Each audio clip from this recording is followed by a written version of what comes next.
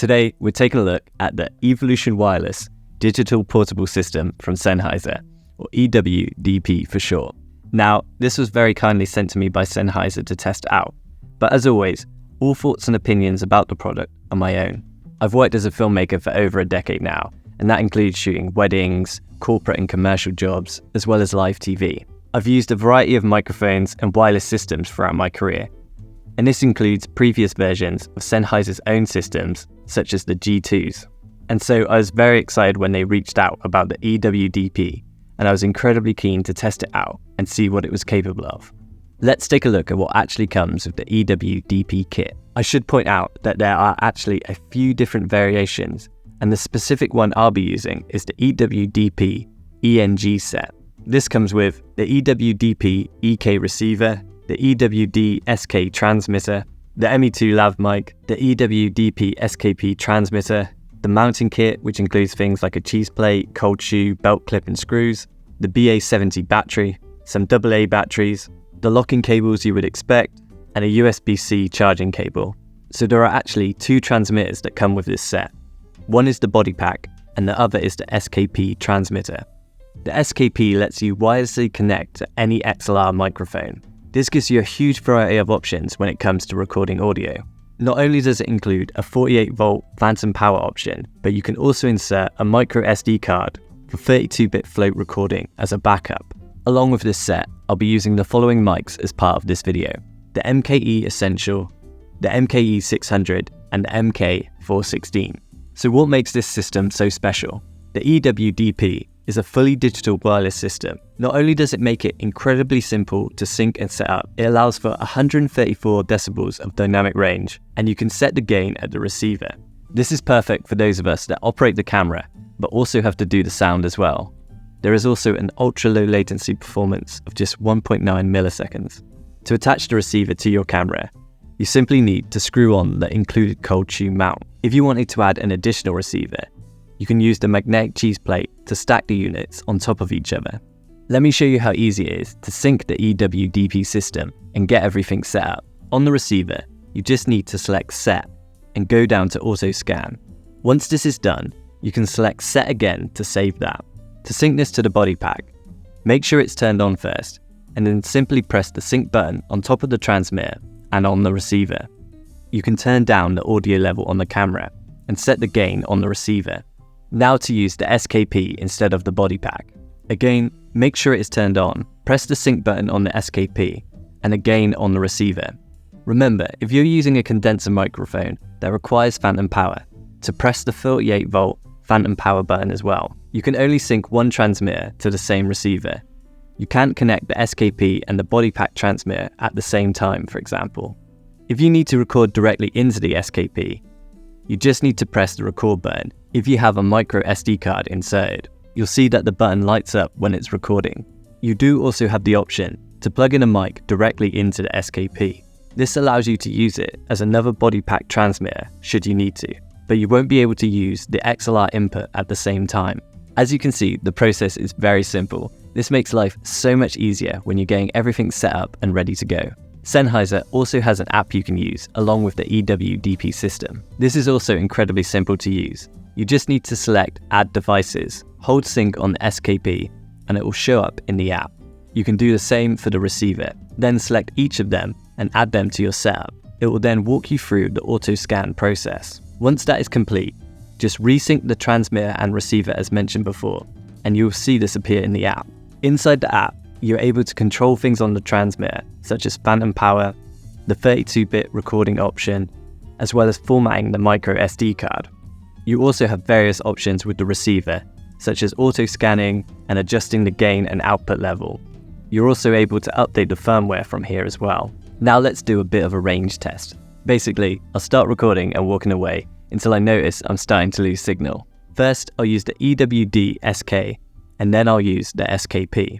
As the SKP has a built-in redundancy feature, I may actually just end up walking until the camera can't see me anymore. This is not a scientific test by any means, but hopefully it will give you a good idea of what the range is. And just to give you some more comparisons, I'll be trying it with the ME2, MKE Essential, MKE 600, and the MK416. I'll also do a test indoors, so you can see how it works with walls as well, for example. So this is the MKE 600 distance test, and I'm basically just going to keep walking until I notice there's a loss of signal.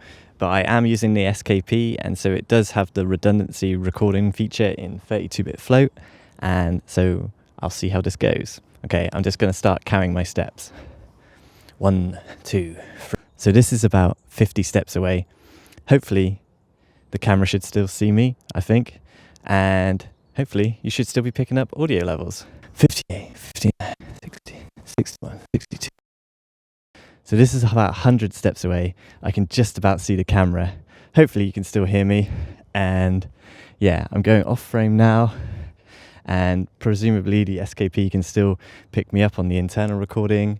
And that's the test for this one. So this is the MKH 416, 81, 82, 83, 84. So this is about 100 paces away again, and hopefully you can still hear me with the 416. And this is what it sounds like about roughly 100 paces away. Okay, so now I'm using the MKE Essential Lav mic with the body pack transmitter. And again, I'm just going to do a bit of a range test. So this is about 50 paces away. And because I'm using the body pack now, and it doesn't have the internal recording, I'll see where the signal cuts out and we'll go from there. This is the distance test with the ME2 lav mic, 49, 50. This is roughly about 50 paces away again. And this is what it sounds like with the ME2 lav mic. 2, 96, 97, 99. So this is another quick test of the ME2 mic inside, this time with the body pack, and I'm just going to be trying it through doors to see what kind of range I get and if there's any interference or things like that.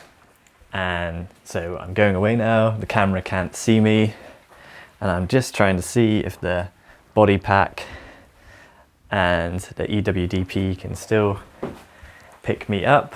I'm upstairs now in a completely different room, in the bedroom, and just to see if you can still pick me up and just to give it a bit of a test to see what it's like inside. Okay, this is another quick test just using the 416 this time and the SKP. Gonna do the distance test indoors again just to see what kind of range I can get with it. And as mentioned before, the SKP does have the internal recording, so even if I do go out of range and lose signal, I should be able to pick up that 32-bit float backup recording from the internal micro SD that is inside the SKP. I'm upstairs again now, and presumably you can still hear me. Let's talk a bit about battery life. With the lithium-ion rechargeable battery pack that comes with the set, you can get up to 12 hours on the transmitter and 7 hours on the receiver, which is great, as this will cover most shooting situations. You can also see a clear display of how much battery is left, both on the units and from within the app. What's really good though, is that you can also use AA batteries or by powering directly via USB-C. Having these other options gives you peace of mind, as you should always have another way of powering the kit. Now, I talked about this a bit earlier, but let's go into a bit more detail on what 32-bit float recording actually is and why it's so useful to have with the SKP. 32-bit float allows you to record from the quietest of whispers to incredibly loud shouting. The best part is you don't have to worry about setting your gain level or worrying about distortion or clipping. So why is it useful? In most situations, you'll be fine not using 32-bit float recording. In circumstances when something goes wrong, that's when it comes in use. For example, if someone suddenly starts shouting or there's a loud bang and your audio recording clips. With the 32-bit float backup recording, you can bring these levels down in post and all the original unclipped data is still there. Here is an example from a 24-bit clip that has been distorted and brought into post. And here is an example from a 32-bit float clip. You can see how all the detail is still there when the levels are brought back down within range. This can be a huge lifesaver. Personally, I really enjoy using the EW-DP system and the SKP as a wireless boom. This helps me to keep my setup nice and tidy, not having to worry about cables. Here are some tips to keep in mind when using the shotgun mic to get nice clean audio every time. You always want to get the mic as close to the subject as possible without having it in frame.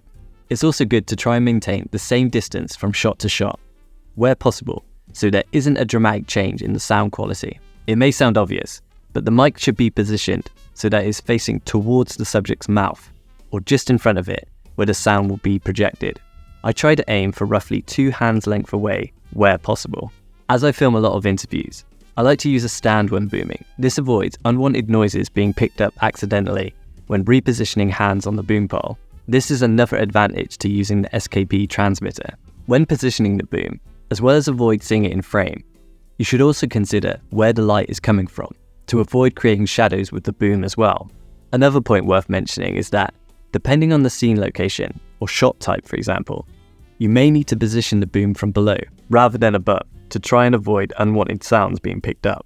So the EW-DP system is designed to be used in a whole variety of situations. Let me run you through a few examples, just to give you some idea of how you might use it. As mentioned before, I film a lot of sit-down interviews, and for this, I really like to use the SKP transmitter with a boom. This is ideal for this kind of situation, as I know the talent on screen is not going to be moving, and so I can position the mic perfectly. It also means I can save time by not having to mic up each person that's going to be interviewed with a lav. They can just sit down. This saves so much time, especially when you're going through corporate interviews, for example, where you may be going through 10, 20, 30 people in a row. Now, if I were filming a presenter who is walking and talking, here is where I would use the EW-DP with the body pack transmitter. In this situation where the on-screen talent may be a bit more unpredictable, by having them wear the lav, it doesn't really matter where they will be positioned, as the audio will always remain the same. I could also use multiple receivers and transmitters if needed, depending on how many people are in the scene. A lot of consumer systems operate on the 2.4 GHz band, and this can lead to interference, especially in certain situations. This isn't an issue with the EW-DP, and having a professional system like this to rely on just gives me that extra peace of mind. Plus, having the 32-bit float redundancy recording is just another added bit of security. There are a ton of incredibly useful features with this system, but just being able to adjust the gain directly from the receiver or app makes a huge positive difference in my workflow. Overall, the EW-DP system is fantastic. If you're someone like me who does a lot of work on your own, I can't recommend it enough. It's a reliable, professional system that you can use in a whole variety of situations. I hope you found this video useful. As always, if you have any questions, let me know in the comments below. And if you'd like to see more videos like this, you can subscribe here or carry on watching one of these videos. I look forward to seeing you next time. Take care.